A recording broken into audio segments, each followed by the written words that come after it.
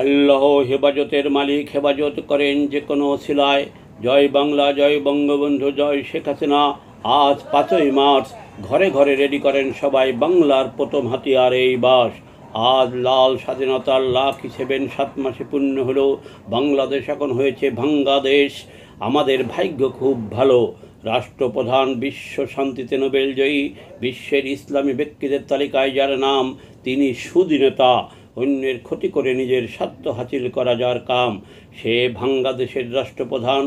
আসিফ নজরুল ছিল 7 মাস আগে গুজবকারীদের প্রধান, এখন উপদেষ্টা।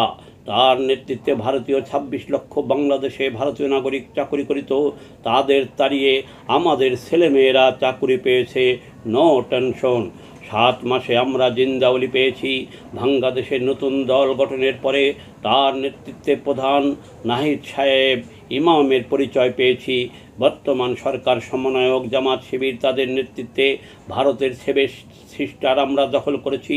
সাবেক সেনা অফিসারের নেতৃত্বে 2 দিনে কলকাতা দখল করে তারা কলকাতা বসে আছে, ওখানে বসে তারা চা খাচ্ছে। শেখ হাসিনার সাজানো গোছানো বাংলাদেশ লাখি 7 মাসে ভেঙে আগুন দিয়ে পুড়িয়ে লুট, খুন, ডাকাতি, ছিনতাই, ধর্ষণে বিশ্ব রেকর্ড করেছে। লাখি 7 মাসে দেশের অনেক কিছু ভেঙে পুড়িয়ে সংস্কার করেছে। সামনে শেখ হাসিনার দেওয়া ভূমিহীনদের জমি বাড়ি সহ যত ভাতা, অনুদান, ভর্তুকি আছে সব বন্ধ করে সংস্কার করা হবে।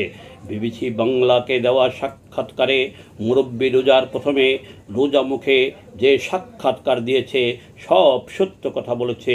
সে কখনো ভারত বিরোধী কথা বলে নাই। ভারতের মানুষের, বর্তমান বাংলাদেশের মানুষের 95% মানুষের কানে সমস্যা আছে। সে বলে এক, সকলে শুনে আর এক। আগুন বাতাস দিয়ে ঘি ঢেলে সারা দেশে আগুন জ্বালিয়ে এখন সে বলছে পানি পানি পানি।